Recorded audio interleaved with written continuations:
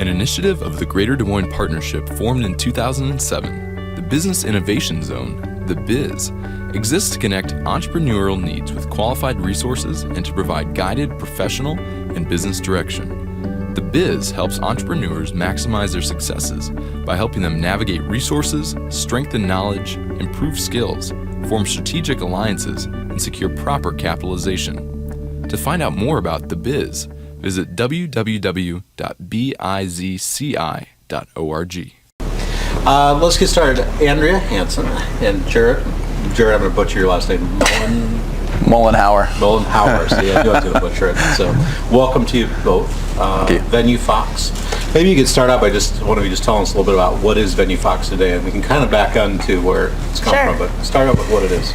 So VenueFox is an online marketplace where you can discover, compare, and easily book vendors for corporate events.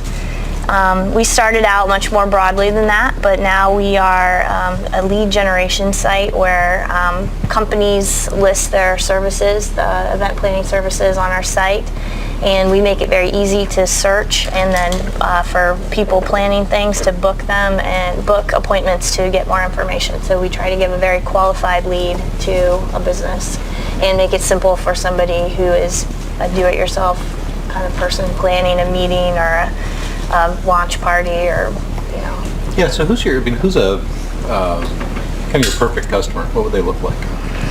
A perfect customer for us would be sort of an executive assistant or somebody, a business person who travels a lot, who needs to plan client get-togethers, who plans regular off-site strategic meetings, holiday parties, that kind of thing for their company.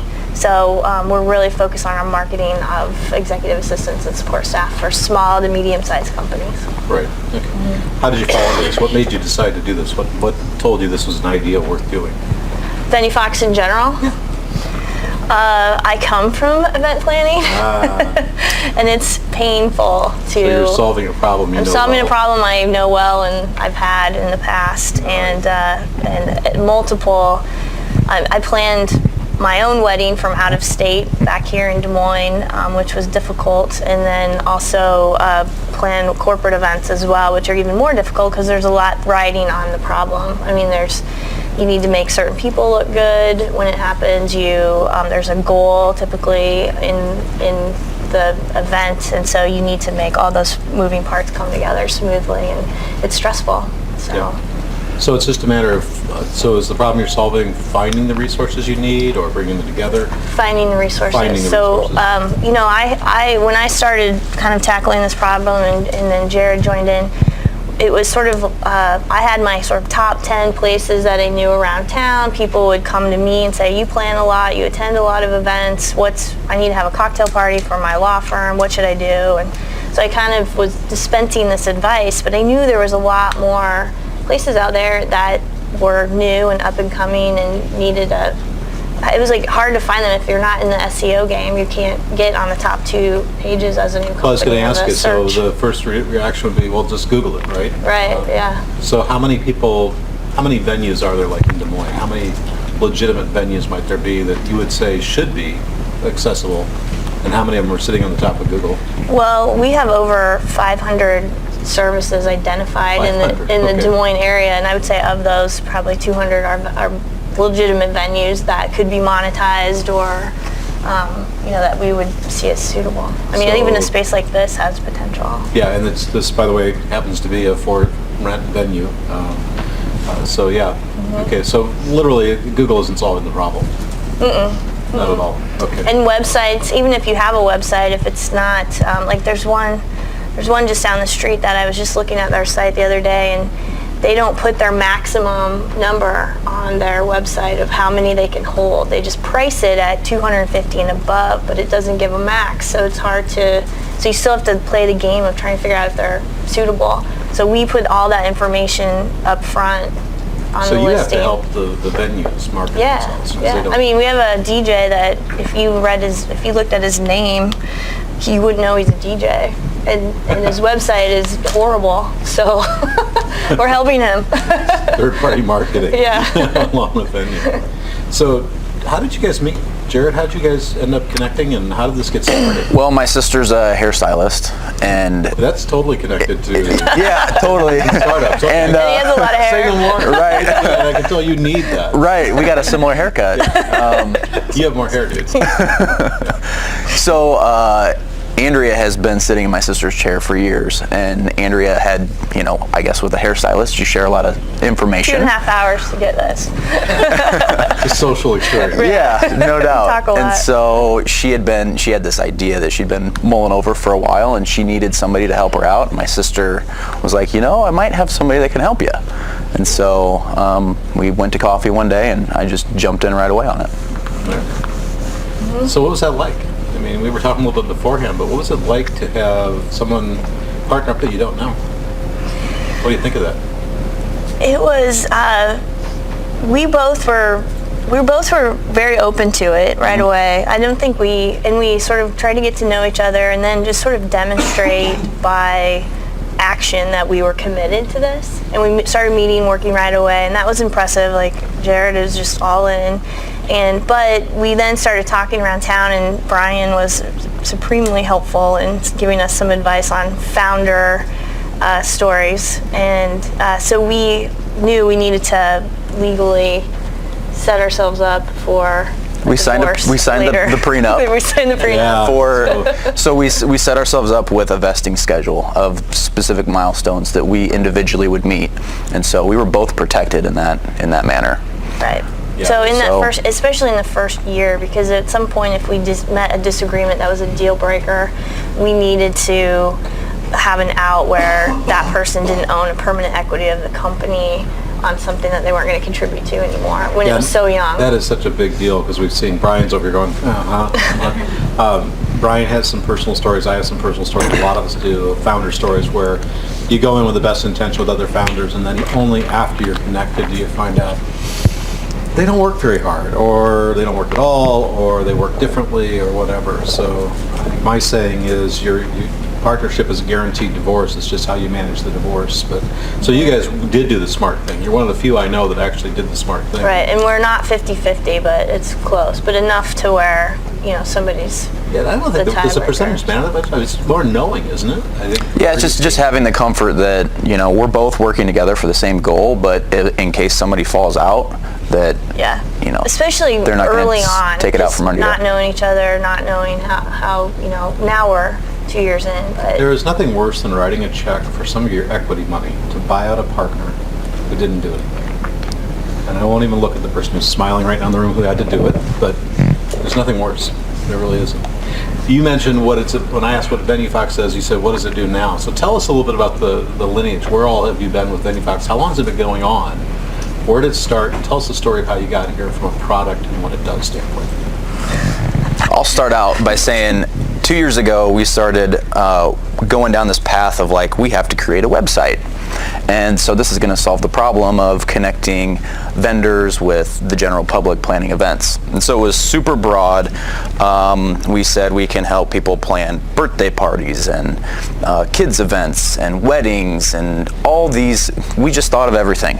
And so we were super broad in our focus. And we built a listing website. It was super simple, but it showed people's photos, a bio, and then contact information. And so from that, we learned a lot in enrolling vendors, just the whole aspect of building a business. And at that point, it was nights and weekends that we worked on it. We both had other jobs, and we still do. But that was a good learning experience. But in hindsight, I kind of regret building something right away, something to that magnitude, because it wasn't needed to validate the market and to validate what we needed. we could have done some testing with just the landing page we have up now since we took it down. Say that again. How would you say that again? We could have tested our market a lot easier with just the landing pages, which is what we're operating on right now. Okay. Yeah.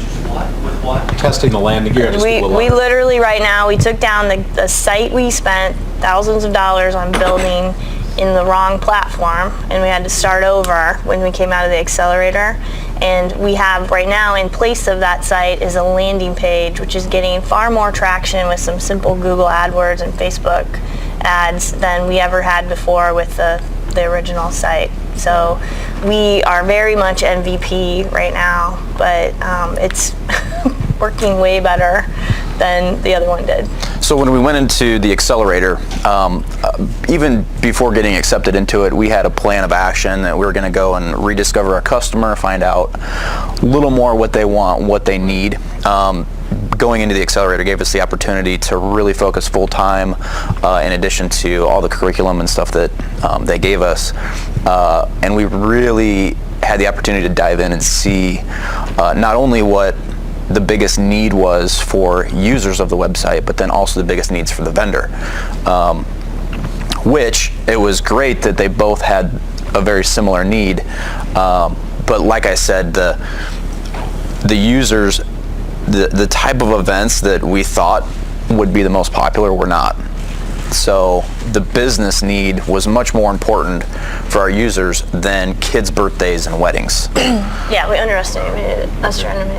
So you talked about where you started with just the listing page, and you kind of leapt forward. Tell us the next step. So where did you go? Because the accelerator didn't happen until the mid-second year, right? Right. So tell us about that first year, and what did you do once you realized you had the listing page and it wasn't what you needed? Well, the first year was just painful because it took so long. We used a development shop that was outsourced. Had a local component, but an outsourced product, and then we were in the queue with other projects they were doing. So everything took longer, and I feel like we should have done our homework a little bit sooner, and really spent more time figuring out how we wanted to build the product in what platform and software than before we even started building. We kind of went with the best deal of who was going to work with us. You bought on price, is that what you're saying? We did. Oh boy. Yeah, and we were like, yay, they want to work with us, and we just should have held out. We should have held out. So there's a well-known developer in town that does websites that says, I'll never do your first website because you won't pay me, that you'll be happy to have me do your second website because you'll pay me.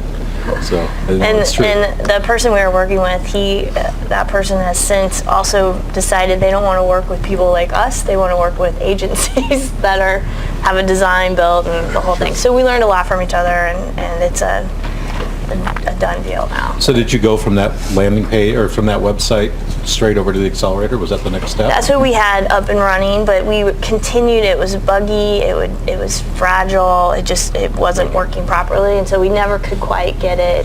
It was a bad impression, and so we just needed to do something. And then the accelerator happened, and we were able to just kind of put it aside and focus on just rebuilding the business and the focus there. So you worry about the site later. Yeah. Okay. Mm-hmm. You went through the Iowa Startup Accelerator. Mm-hmm. When did that start and end? What were the dates approximately? August 4th through November 6th. Okay. So tell us what was that. Well, first of all, how did you decide to do it, and then what was it like? We applied, and when we found out we got in, we had to make some monumental life shifts in a short amount of time to move. You both moved. Yeah. And you both have families. Yep. Talk about that. So I have a very supportive family. As do I. Yeah. Thank God. Obviously you do. You made it through. It's one of the major components in a startup is you have to have support from not only community but your family. I mean, that's so important. Yeah. So we both had that, fortunately. Yeah, so they had to step up even more than they had when we were here. But we moved. I found a host family to live with in Cedar Rapids, Nice. And the money that we were given to support us in the accelerator, because of our family situations, couldn't really be used for there. It ended up being sort of supportive back home, and Right. mortgages and things like that. And so my advice to the team sitting before us today, knowing that they got a little bit more than we did to start, and then we got some additional at the end of the accelerator, would be to hold back some to use in product development and such, because we were running very, very lean throughout the accelerator because so much was going to sort of our overhead, our personal overhead, that the more you can be lean, the better that you can then put into your product to test things, because as you're going through the curriculum, we wanted to test growth hacking and different things, and if we'd had a little bit more funding during the accelerator, we could have been a little more experimental. So what was Accelerator like? What did you get out of it? What would you say, looking back now, was really, really valuable, and then maybe what wasn't so valuable? We got an MBA, kind of. Yeah, it was so much information in a short period of time, and it was all directed to focus on our business. So that knowledge is powerful. Having that has been great. The connections with the community and mentors over there. Some folks were great mentors. Just to, like, some people are able to connect you with other businesses. So we're looking for vendors, and there was an attorney who couldn't really offer us much outside of, he has a ton of connections in the community. So he set us up with 25 different vendors. Nice. Within a week, and so we have customer discovery interviews lined up automatically with his help.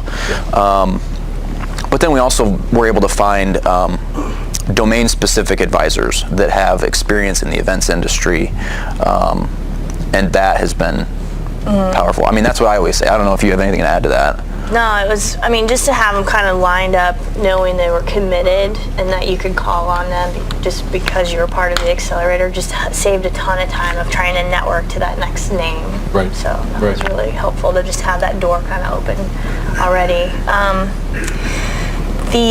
Having the other teams there were extreme. I enjoyed having them around, because it ended up being a collaborative space. And the space we were in was phenomenal in that. Yeah, that was a pretty sweet space. It was easy to spend time there. Yeah. And I mean, we had a daily stand up at 8 a.m. where we had to sort of be very visible about where we were. So it was really heavy on accountability.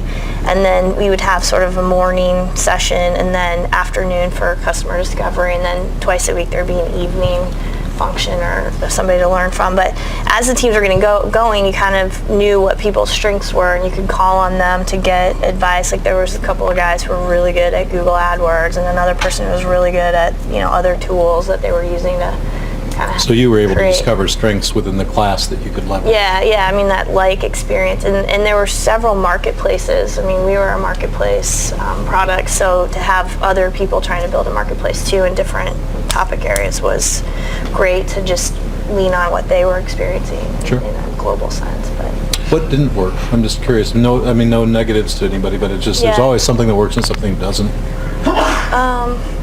I think, again, having that extra capital to work with would have been nice. More money. Solves a lot of problems. There was some ordering in it, looking back, like ordering of the curriculum that could have, we could have started building MVP a little bit sooner maybe, and the more that you can sort of tweak that as you're doing your CDI, probably would have been helpful. All right, acronym time, CDI. And then we started fundraising. Customer discovery interview. Yeah, customer discovery interview. Customer discovery interview. And we tried to do 100 each, because I was focused on the business event planner, and he was focused on the vendor, and we were trying to find those common inroads to make sure we were developing a product that worked for both. And you were fundraising at the same time. And then we kind of started fundraising accidentally throughout it, which ended up being a big distraction. It would have been nice to avoid it entirely, but there were some opportunities that came up. But pitching was essentially great to practice, but it ended up being, we had to split our focus halfway through, and I just focused on, aside from doing customer discovery, I spent a lot of time getting comfortable pitching and doing that, and it wasn't something we could both really work on at the same time. All right. So, although we're both, Jared's as capable at doing it, but it was just such a time-intensive thing, wouldn't you say? Yeah, we just had to divide and conquer. Yeah, I did divide and conquer. Even when we did mentor matching, we had to divide and conquer at some point, because the time constraints were just huge. So I'm going to open it up for questions in just a minute. If you want to start thinking about questions you have, hang on. I'm going to ask one more question, but as you're You already get your questions ready. Backgrounds. Tell me about both your backgrounds. You have a background in not only event planning, but what else? I've spent the last 15 years in nonprofit fundraising, and hence event planning has been part of that.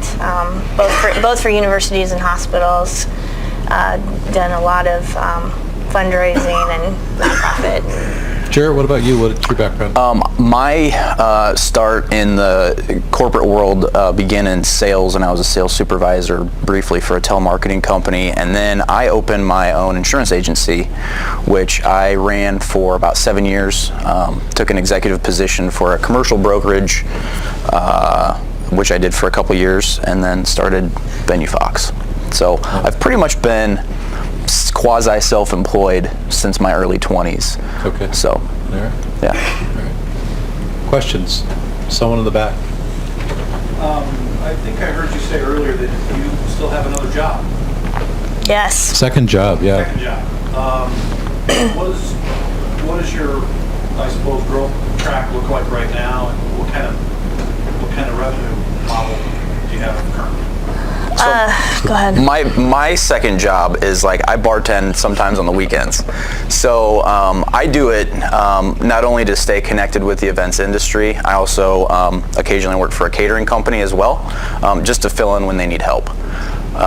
So that's otherwise during the day, full time I'm on VenueFox. Andrea's a little bit different.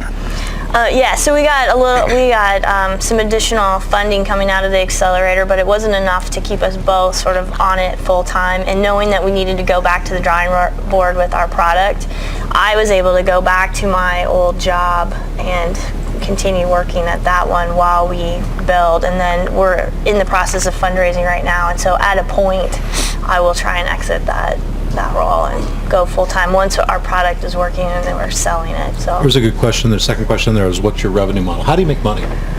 we're on a monthly subscription. So vendors pay, it's all on the vendor side. Well, not quite. So on the vendor side, they pay us $25 a month to be in the marketplace. And then we, each time we have a calendar that somebody books an appointment into, like a lead, then we charge $10 for that. That's our current business model.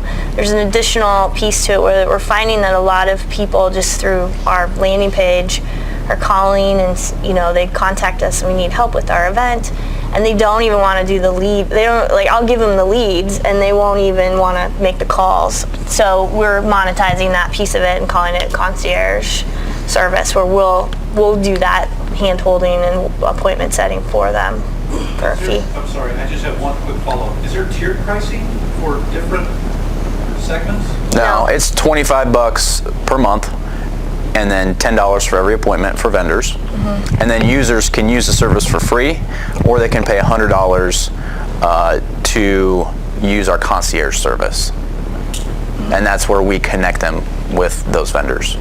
Question here. From your conversations with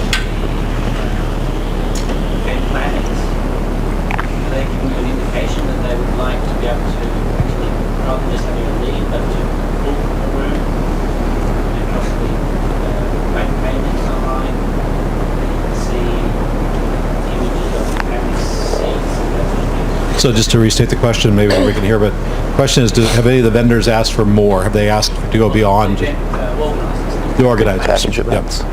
Well, yeah, I mean, there's some other platforms out there that do provide that level of detail on the venue side, where there's obviously a difference between a room with tables and chairs versus theater style, and how the different things are. And so we will eventually get to that piece of it.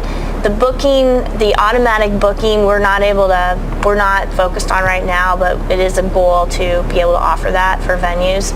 It gets a little gray because there's so much negotiation in a contract between venues and event planners, because it is a highly personalized service that we're really leaving it up to the vendor to sell themselves and really provide that extra information. But what our event planners truly want at the core is just a decent lead to even have an option. They just want to know what's out there that would fit 300 people, and I'll worry about whether it fits my vision or not. So To add to that as well, on our roadmap, we're going to be adding, hopefully by the end of this year, is packaged events. So for companies that have team builders or off-site meetings, I could give an example. Like you could buy a laser tag package maybe for a team builder and select how many folks you're going to bring, and then make that purchase right through our website. So that's another way to instantly have that transaction. Brian? Has there been, what's been the biggest surprise or aha moment? Whether you got your own website out there, the landing page today, something delightful or educational to the community. I'm just always thrilled when people really like what we're doing. It's so great to be validated, again and again, or, to get, there's always people giving advice, but the ones that are just really appreciative of just, then I know we're building in the right direction. So I have something to add to that. When we first got into the accelerator, we went in, and Andrea and I, with our backgrounds, we don't have tech experience. We don't know how to build and code. So this whole thing, we were stressed out about, we need somebody that has tech on our team to build this website. And through some of these mentor meetings that we had and some of the speakers, we came to the realization that we don't need a fancy website to accomplish what we need to prove. So we just needed to prove a model and a way that this type of service would work, and people need this. And so we validated that with what is currently up online right now, which is our website. And we just it was a relief. Like, oh my God, we don't need to build some big thing. It was just something, and we wish we would have waited to build what we did. But so that was a big aha moment. I think that's a really common thing that happens too. I see more and more people that go build the major product and then realize they could have done it with a WordPress site. Mm-hmm. Yes. So looking back at your time at the Accelerator, what is one thing that you wish you maybe would have done differently, or just a piece of advice you have for us being in our second day? Get some t-shirts. You're not going to be comfortable in those shirts. Oh, we're making them dress up. Oh, are you? They have to dress up. They're talking to insurance people. That's right. B2B. We were a little more casual. Sales calls. Some t-shirts. I would say I probably can't. Everybody's giving us t-shirts. I probably have 10 more t-shirts. Oh. I would say ask. People want to help. Ask them for help. They're not going to say, I can. A lot of people will say what their background is, but they're not going to say specifically or come to you and say, why don't I help you with that? Because they don't know that you want the help. So have an ask for everyone. The best mentors are the ones that'll say, how can I, and they'll think, how can I help you? Oh, I can do this. I got 2 names for you, or let me, connect you, or let me just think about marketing for you, because that's really my thing. And it's a relief to not have to then try to pull that out of somebody, because a lot of times you'll get the, call me anytime, I'm happy to help, but you don't really then know what level of detail or what part of their life they might be able to connect beyond. So we've learned to feed them that, like, hey, do you have anybody else I can talk to about this? This is, and just really guide them through to say, I'm really looking for more people who have vendor or other executive assistants. Can you help connect me that way? Because they might not have a direct connection to be able to help you, but then they might think of somebody who they know. I'll throw one thing at you that I talked to a couple of, I'm not sure I told you guys, but when you're out raising capital, you'll end up with these lists of people before you're raising capital and while you're raising. You'll have a larger list of people that you think might be interested and a smaller list of people that actually are starting to say yes or soft circle for money. And we recommend that companies that are doing that, and again, this is more accredited investor, but they send a note every week or two saying, here's where we are. And it has 3 or 4 functions. 1, it reminds those investors that, hey, I'm still here, I'm still looking for money. And 2, it gives them an update what's going on. I encourage all of you to do the same thing with your mentors. As you build mentor lists, it would be, for somebody like me who loves to mentor people, but I can't kind of keep track of all the people, it's nice to get a note saying, hey, we had these 3 things go great, these 2 things didn't go so well, and we're looking for this, and this. Because I can go, I know how to do that, and literally just connect you. So I would say, just to come back to the piece you were talking about, keep your mentor list full and ask on the list. So going off of that, there's more of a specific question. We've had this discussion with our current advisory board that we're working with. When we go to give them updates, do you have an opinion on like an email that we send? Should we send it to everybody so potentially they can bounce back and forth between each other, or should we make each individual email? So MailChimp. MailChimp. Put it in a MailChimp list. It sends out, it fills in their first name, but it doesn't show everybody else. Basically, should it be one giant thread where it can be an open conversation between everybody, or 9? We never did that. I would recommend you don't. So I prefer people not put my email in a long list of other people's emails on the 2-line. I prefer it's on the BCC. It's just a preference, and a lot of business people say I really don't want my email floating around in ether. But I also would say you need to control the conversation. I mean, I think if you want to put 2 mentors together, that's a great idea, but I'm not sure I would just say it's that. And what we did is we sent out a weekly email update to all the mentors and investors, and it was just a status update. Here's where we are, something we're working on, and maybe something we need help with. And it was just template, throw it in MailChimp, send it out. And this applies to not just if it being an accelerator. Any startup is building a list of people that they know and have met. And you never know when somebody knows somebody. I mean, Terry Borbeck sitting over here, he works with the city and economic development. He knows an amazing number of people in Des Moines. And I can't imagine how many questions, I'm not picking on you here, Terry, but if you were able to get him to give you his email address, no, but you just don't know. You don't know who they know. Don't make the assumption. One thing to add to that too is you're gonna get a lot of advice, and you gotta filter it out. Some stuff is just gonna be like, whatever, dude. We were in this mentor match meeting, and this guy literally goes, "Oh, I don't know how to help you guys."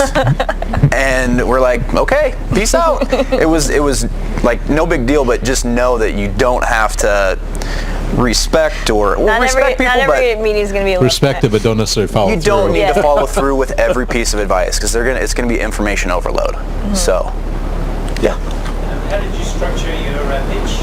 Was it one person pitching or 2 pitching? How did you structure your pitch? 1 or 2 people? We've always kept it to one person. Stylistically, we're very different, and so we really felt like it's more powerful to just have one person. So if Jared was going to do the pitch, he would just do the pitch, and it was just me pitching when we pitch. It's really hard to keep the flow and keep the energy between the 2 people smooth. So we opted not. And egos were put aside. Oh, no. Yeah. Our egos were put aside. We both have them. I mean, we're both pretty gregarious people, but I think honestly, when you're pitching, though, it's about the people you're pitching, not you. I mean, a lot of teams, I've seen teams where one of the members is really good at pitching the money ask, and another one's much better at pitching the product ask. And they're different things, but you're not pitching for your own sake, you're pitching for the person you're pitching to's sake. Yeah, there were teams in the accelerator that, like one team, we actively encouraged the person who was doing the pitching to not pitch. He wasn't getting it, and his partner was doing a much better job with it. And then there was another team that both of them pitched, and they did a great job bouncing it back and forth from each other. And so it was just, they played to their strengths, and or they just had to hear the feedback, like, dude, you are not the one to pitch this. You can't do it, so. Yes. Do you gather any data on bookings, like non-completed bookings that go through your vendor, like through your site? I assume that you would take some, user data from whoever using the site, and then do you actually ping the vendor that's supplying the event venue or whatever, and say, did this go through? What did it close at, et cetera, et cetera? Right. Well, we're still building, but the feedback loop is going to be built into that. Okay. To, how did it go? Did you book? So that we can provide that analytic to the vendor to say, this is, because maybe it's a sales issue. They might be blaming us for not being able to convert bookings, but if we're going back to the person who made the appointment and saying, hey, how did it go? Why did you not book? Then they can provide valuable feedback to say, their pricing was so out of whack that I'm never, I wouldn't do it, or they were rude or whatever. But if you start seeing that trend, then you can get back to the vendor and provide them valuable information if they truly do want to stay in business. And during this time too, while we had our landing page, we follow up with our users to see, a few weeks later, have you booked? Do you need any follow-up? Do you need help with finding a caterer or a florist or other services? So very manual right now, though. Yeah. Had to divorce any of your vendors? Have you had to divorce any of your vendors?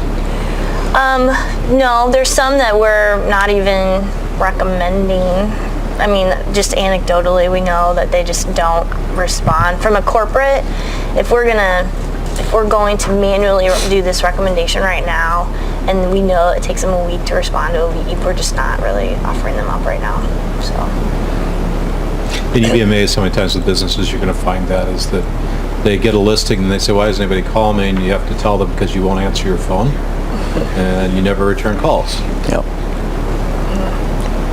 But what we like about what we're building is the calendar piece for a lot of people that are part-time venue managers or DJs and that kind of thing. They're part-time. So, somebody will try to call them in the middle of the day and they just can't respond. So this calendar piece will say, I'm really best at responding to you between hours of 5 and 7. Or if you're a caterer and your busiest time is cooking in the morning and late afternoon's a better time, then you're setting the expectation with your customer to say, this is when you can expect a call back, and then there's peace of mind on both ends. Like, you're not dropping a lead, you're not gonna get lost in the shuffle. And we're closing the sales funnel as well, trying to say, and this is from experience having managed a venue briefly, if you have a phone number out there as a provider and a Facebook page and an email, you're getting inundated with people who are just trying to find you as quick as possible, but you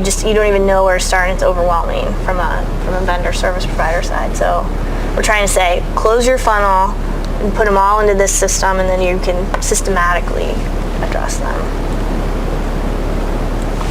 So you mentioned the vendors are paying much better to service. How does that work? So say you have 4 floors, 3 different shops. They're all paying. How do you really allocate it, especially on this question around which the vendors performing poorly because they're still paying? So if I can restate that away, then also the potential legal implications of the vendor's paying you, but then lead might not be coming. So then they're sitting as a bridge. So if I restate that so we can hear, you're taking base payment from multiple people do the same thing, like 5 florists. And what happens if one feels like they're not getting enough representation versus the other? And one's being, how do you preference, or do you preference? How do you protect yourself from being sued? So what's being built right now is if you're the first florist in, you're listed first. You can reallocate. You can, as a user searching on the site, you can then alphabetize, because we get a lot of this from vendors. I'm Zoe's florist. I'm Z. I'm always last. How's anyone going to find me out of 26 florists? Well, there's a way to sort through that, but then there's also the pricing.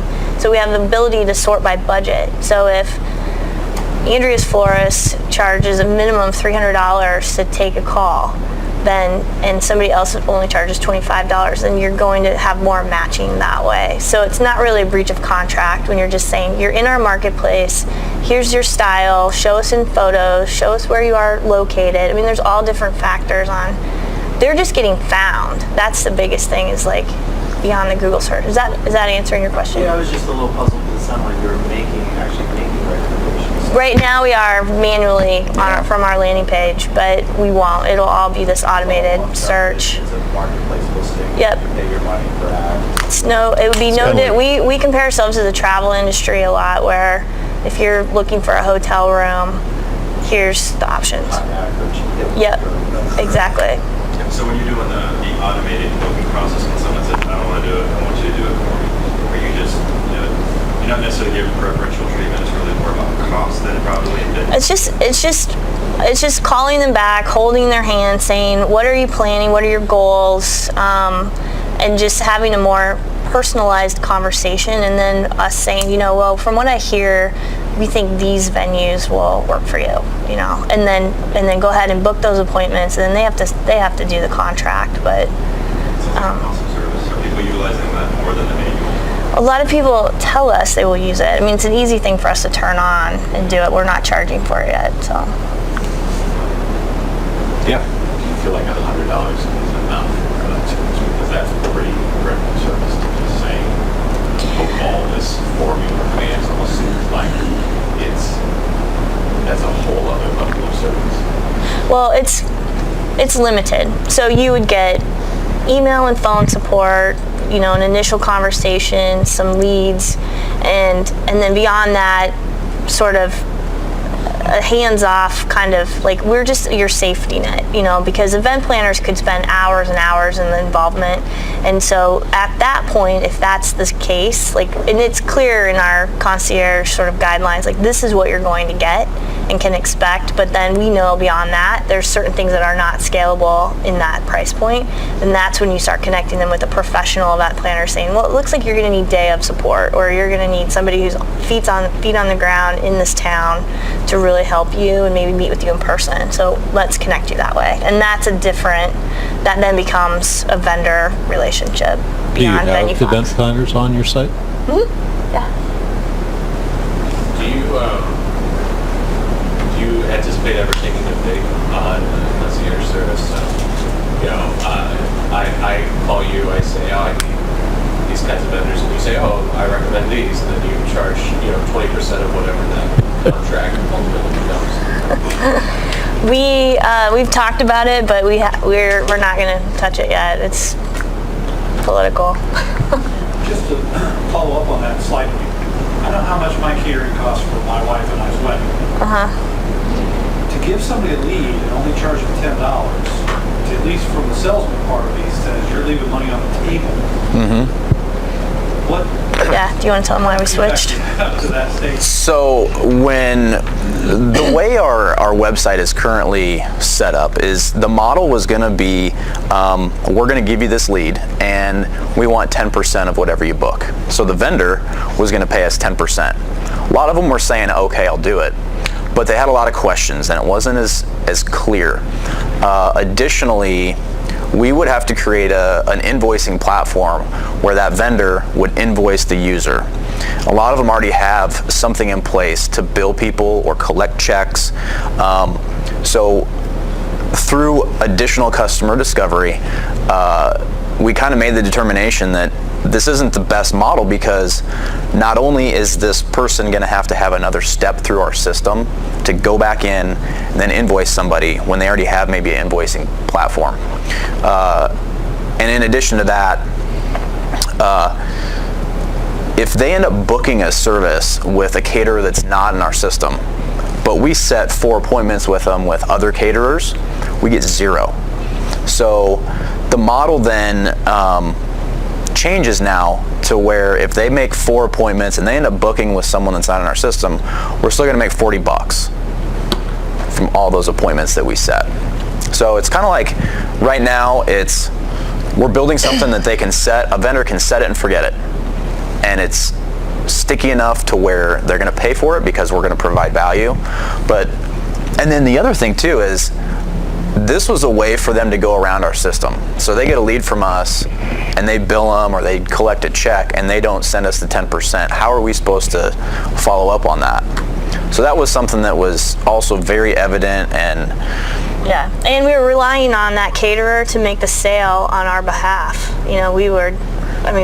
We're saying, here's a lead. Now, if you book that job, you owe us 10%, but if they don't book the job, we're out the 10% too. So we'd rather make money on the appointment side than rely on their sales skill.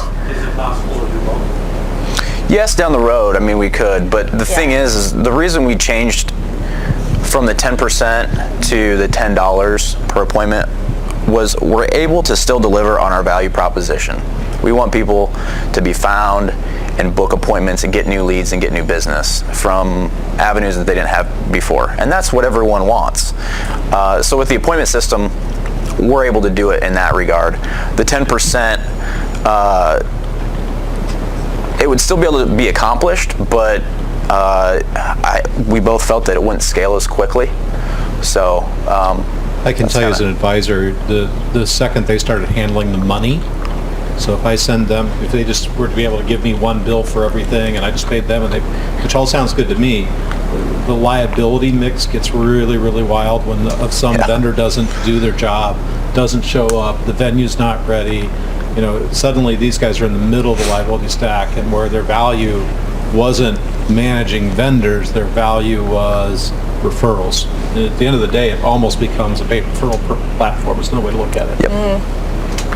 Yep. Is there a way for you to collect a front budget from the event planner and then sort of early the leads then? So going back to this point, so instead of just giving $5, $10, this one's 15, this one's 30, this one's 10. So just have an estimated budget from the person.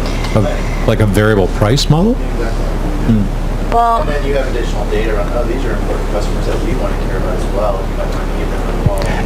It definitely is something that we could consider doing, and it could be something that's based on the type of service. So venues and catering, between those two, they usually take up about 50 to 60% of an event budget. So those leads could be more expensive down the road, but right now we're focused on MVP, super simple. Let's just get people to use this, and then we prove our model, and then we can go back and make improvements incrementally that are based on decisions like those types of things. well, and we played out different models, and it got messy, and we just don't have the platform to back it up, where it's like, oh, okay, so one venue invoices a deposit at 90 days and full payment at 60, and like, how do you get all that in? And do you keep taking 10% off that, and then at the end of the event they have an alcohol bill attached, and then they got to come back and invoice it, and it got all these scenarios of add-ons kind of got messy. So we needed to sort of get out of that piece of it for a while and just build the marketplace, and then get the referrals. It kind of gets back to the traditional pricing discussion of how you set your pricing. And my own experience, having done computers back when they were very configurable, having all the options and puts and takes on the price actually drove customers away. It's like, no, what's the price? Just tell me the price. And you see it in a lot of businesses where you see things like the car business went to, okay, there's 3 package levels. The Apple, you look at somebody like Apple, who probably doesn't, in their main product lines, probably doesn't have 80 products, right? I mean, these guys make $100 billion a quarter in profits, and I don't think they have 80 products. I think the message in there is the more simple your pricing is, the more easily your customer can connect with you. And as a startup, that's a big deal. It's not as big a deal once you have a great brand. Once you have a great brand, you can be pretty complex with your pricing. If I know and trust my event planner, I really don't care what the bill is. I do and I don't. But if I don't know an event planner ever, and I say, how much is it? And they say, it's this much an hour, and stop talking, I immediately want to know, well, how many hours is it? And what do you like to work with? And oh my God. So we saw it a lot with fixed price offerings where, hourly versus fixed price. I had a client one time that was trying to charge $35 an hour for about 6 or 7 hours a month's work. And we changed the price to $500 a month, which by the way is a whole lot more. And she went from nothing to a whole bunch of clients. And yeah, 1 or 2 ate up more than $500, but a whole bunch didn't, and just the clients just found it easy. So it's something that I think anybody in the entrepreneurial world has to say, how easy am I to work with to start, and then you can go from there. The back. Oh, sorry. You've been waiting a long time to ask a question. Go ahead. What benchmark do you want to reach before you start adding other cities? And in 3 years' time, what's the end point? Where do you want to see the model as far as So right now we're in Des Moines, Cedar Rapids, and Iowa City, and I think we'd like to have at least 25% market penetration in those cities before we start branching into other cities. So it's the other thing too about what we do is it's a market by market type thing. We can't just release it into the wild and let people start using it right away. So we have to kind of scale up how we grow incrementally. So where do you want to be in 3 years? God, Gosh, that's a great question, Mike. Bahamas. On a day like that, I can understand that. Is your plan to keep the company long term? Is it Sure. to sell it? What are you going to do? In 3 years, I think 20 to 25 cities is what we have laid out. I don't know that it's necessarily a money thing for us. We got into this industry and because we care about what we do. And we want to make this easier for everyone, people planning events and those vendors and small businesses that need help. So I want happy customers, and I want to be able to provide our service in multiple cities. So that's where we like to be. But that's not I to guess. say that we don't have an exit strategy. So I mean, there's definitely some goals of like who we see could buy us and how, so we kind of keep that in the horizon as far as what we're building and how that could help. We don't see ourselves being necessarily swallowed up by a direct competitor, but more maybe a complementary type of service that could enhance what they're doing already. In the back. So how do you drive adoption? Is it all SEO or what are you doing to Right now, it's just Google AdWords and Facebook. We're the first result in Des Moines, Cedar Rapids, and Iowa City when somebody types in Des Moines venue. So that's how we get the bulk of our events. Going forward, we're going to continue using those things, but after we get a little bit of capital, since we're raising money, we're going to obviously put some more money toward those outbound marketing campaigns. And reaching businesses. Brad. You've been quiet all this time, Brad. Brad, you've been awfully quiet. He's saving up. He's going to ask a really tough one. You guys moved to Cedar Rapids for 3 months and obviously you moved back. I wonder, did you ever consider permanently moving there? And was there anything about their startup community that you now miss that like we could be better, or vice versa while you were there? Is there anything from Good question. Des Moines that you missed while you were there?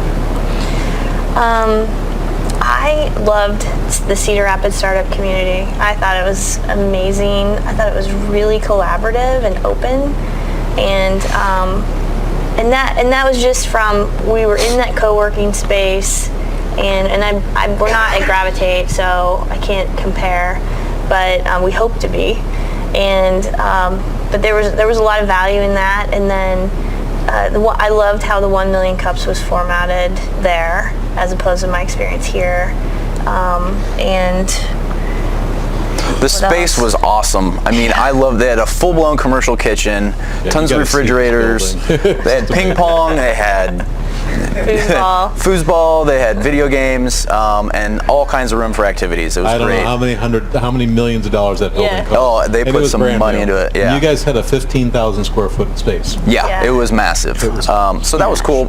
My perspective on the two communities, how do we make this one better? I think that's just going to naturally happen with people continually being involved and making good decisions. One thing that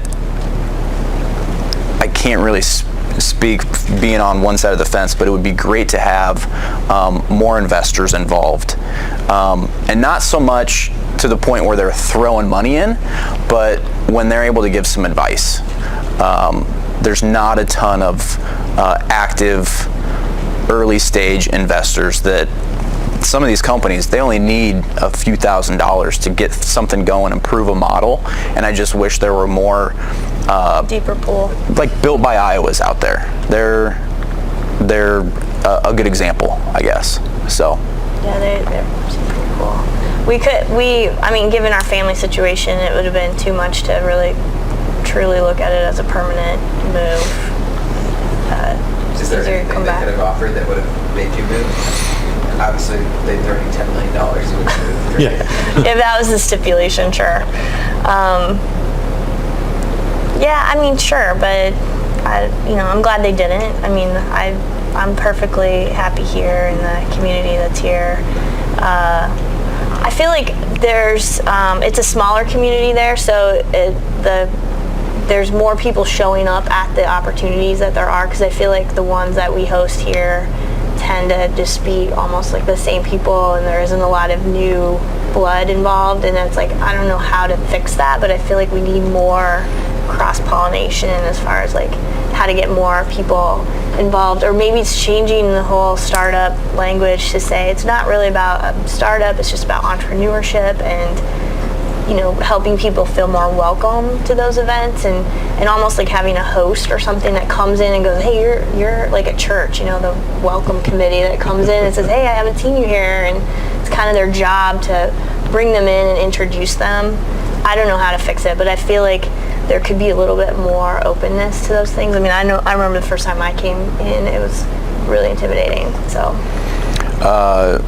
one thing too is there's I forget what I was going to say. It was right along those lines, but there's a different aspect, I think, over there with the community.